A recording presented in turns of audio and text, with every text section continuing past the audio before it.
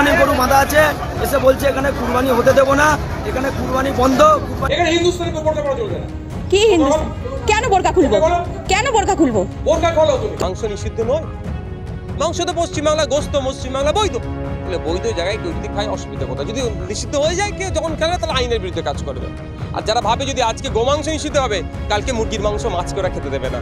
কদিন আগে দিল্লিতে গেছিলেন তো, পড়ছে যে এখানে যেখানে বোরকা পরা যাবে না, যে বলছে সে আর্টিকেল 25 উল্লঙ্ঘন করলে আঘাত দিল।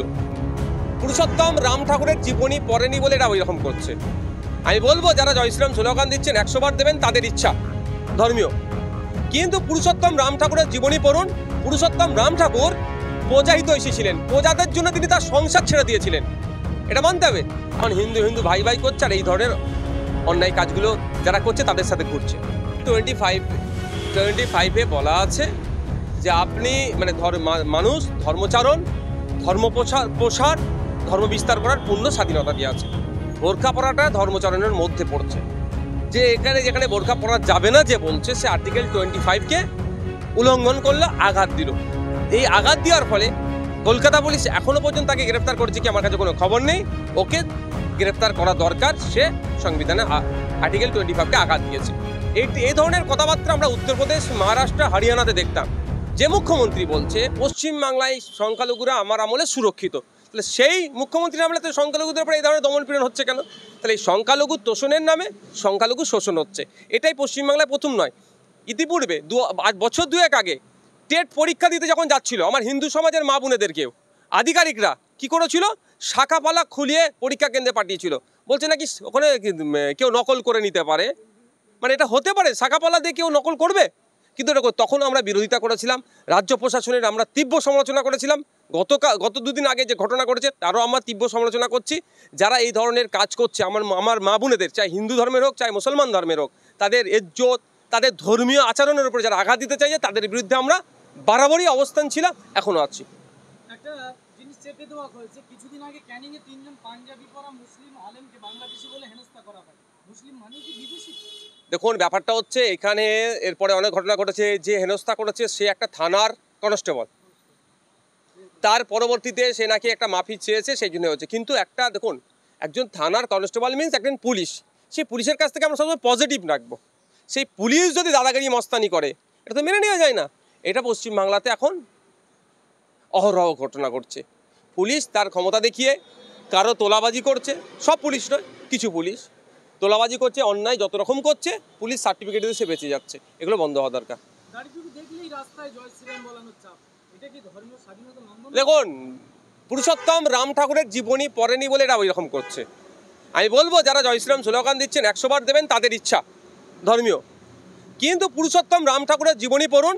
পুরুষোত্তম রাম ঠাকুর প্রজা হিতৈষী ছিলেন, প্রজাদের জন্য তিনি তার সংসার ছেড়ে দিয়েছিলেন, এটা মানতে হবে। আর এখন কি হচ্ছে, নাগরিকের উপর আক্রমণ করছে। তাহলে কি রাম ঠাকুরকে মানা হলো? এরা শুধু ধান্দাবাজিরা, এরা সনাতন ধর্মকে সামনে রেখে ধান্দাবাজি করছে নিজের গদির জন্য। এরা যদি সত্যিকারের অর্থে মানুষের ভালো চাইতো, তাহলে তিলোত্তমা এতক্ষণ বিচার পেয়ে যেত। একসময় যে বাংলা ছিল সম্প্রীতির উদাহরণ, আর সেই বাংলায় পুরো হিন্দুত্বের দিকে যাচ্ছে। এখনো বাংলার জায়গায় আছে, সম্প্রীতির বাংলার জায়গায় আছে। গত কদিন আগে 1 কাঠা জমির দাম 10 লাখ টাকা, 8 কাঠা জমি মুসলমান সম্প্রদায়কে আমার হিন্দু ভাই দিয়েছে আমাদের পার্শ্ববর্তী জেলাতে। সম্প্রীতির বাংলাতেই আছে। কিছু রাজনৈতিক কারবারিরা এই হিন্দু মুসলমানের লড়াই লাগাতে চাইছে। তার মধ্যে সবথেকে বেশি দায়ী রাজ্য সরকার। যারা হিংসা ছড়াচ্ছে তাদের বিরুদ্ধে ব্যবস্থা নিচ্ছে না বলেই হিংসা বাড়ছে। রাজ্য সরকার যদি তার ঘাড় ধরে জেলের মধ্যে রেখে দেয়, কোনো হিংসা হবে না। এরা বাহাবা দিচ্ছে। শুভেন্দু অধিকারী, দিলীপ ঘোষ রাত দিন হিন্দু মুসলমানের মধ্যে লড়াই লেগে যাবে এই কথা বলছে, তাদের বিরুদ্ধে ব্যবস্থা গ্রহণ করছে না কেন? তা বকালেমে এইকে প্রাধান্য কে দিচ্ছে? রাজ্য সরকার দিচ্ছে। কিন্তু বাংলার মানুষ হিন্দু মুসলিম নির্বিশেষে যারা বিগত দিনে যেভাবে ছিল আজকেও সেইভাবে আছে। কিছু সংখ্যক রাজনৈতিক কারবারিদের জন্য বাংলার মানুষকে, আপামার জনগোষ্ঠীকে খারাপ বলতে পারেন না। ঠিক যেভাবে আমরা তখনও তীব্র বিরোধিতা করেছিলাম হুমায়ুন কবির সাহেবকে, যখন বলেছিল 30%, 70%, 30%কে কেটে ভাগরিতে ভাসিয়ে দেবো, আমরা বিরোধিতা করেছিলাম। মমতা ব্যানার্জি তখন দরকার ছিল হুমায়ুন কবিরকে অ্যারেস্ট করানো, কিন্তু দুর্ভাগ্য সেটা করেনি। ঠিক একইভাবে যখন একটা পুলিশকে খালিস্তানি বলে দেখে দেওয়ার চেষ্টা করেছিল আমাদের রাজ্যে, তখন আমরা বিরোধিতা করেছিলাম। মমতা ব্যানার্জির মহাশয়ের উচিত ছিল তাকে অ্যারেস্ট করা, যে কথা বলেছে, কিন্তু তখনও করেনি। ফলে কিছু রাজনৈতিক কারবারিরা হিংসার বাতাবরণ তৈরি করার চেষ্টা করছে। মানুষ ঠিক আছে, মানে এর আগেও দেখেছি বোরখা নিয়ে বিদ্বেষ ছড়ানো। আমাদের সংবিধান বলে প্রত্যেক ধর্ম পালনের অধিকার আছে, তাহলে বোরখা নিয়ে এত বিদ্বেষ কেন? বললাম তো ভাই। কলকাতা নিউ টাউন এলাকায় কিছু হিন্দুত্ববাদী গোষ্ঠী গরু কুরবানি নিয়ে নিষিদ্ধ করার দাবি তুলেছে। সেখানে শাহরুখ মোল্লাকে মারধর করা হয়েছে, যিনি গরু বিক্রেতা, তাকে মারধরও করা হয়েছে বলে জানা গেছে। গত রাত্রে একটা জায়গায় হামলা চালায় একদল ছেলে এসে তারা নিজেদেরকে হিন্দু ধর্মের রক্ষাকর্তা পরিচয় দিয়ে হামলা চালায়। যখন এলাকার মানুষজন হিন্দু মুসলমান নির্বিশেষে তখন তাদেরকে ঘিরে ফেলেছিল, তারা ছুটে পালিয়েছে, একজনকে ধরা পড়েছে। এখন পুলিশের কাজ হচ্ছে তদন্ত করে বাকিগুলোকে ধরে জেলের মধ্যে রাখা। পশ্চিমবাংলায় এখনও তো মাংস নিষিদ্ধ নয়, মাংস তো পশ্চিমবাংলা, গোস্ত পশ্চিমবাংলা বৈধ। তাহলে বৈধ জায়গায় কেউ যদি খায় অসুবিধা কোথায়? যদি নিষিদ্ধ হয়ে যায় কেউ যখন খেলে, তাহলে আইনের বিরুদ্ধে কাজ করবে। আর যারা ভাবে যদি আজকে গোমাংস নিষিদ্ধ হবে, কালকে মুরগির মাংস মাছকে ওরা খেতে দেবে না। কদিন আগে দিল্লিতে গেছিলেন তো, দিল্লিতে গোমাংস নিষিদ্ধ, মাছের দোকান গিয়ে বন্ধ করে দিয়েছে। মানে ভারতবর্ষের সংবিধান বলছে আপনি কি খাবেন, কি পরবেন আপনার ব্যাপার, কিন্তু আমরা সেটা মানে কিছু সংখ্যক রাজনৈতিক কারবারিরা আপনি কি খাবেন, কি পরবেন সেটাকেও কন্ট্রোল করতে চাইছে। এরা সংবিধান বহির্ভূত। কিন্তু এখন দেখার বিষয়, রাজ্য প্রশাসন ওয়েস্ট বেঙ্গল পুলিশের আন্ডারে আছে বিধাননগর পুলিশ কমিশনারেট।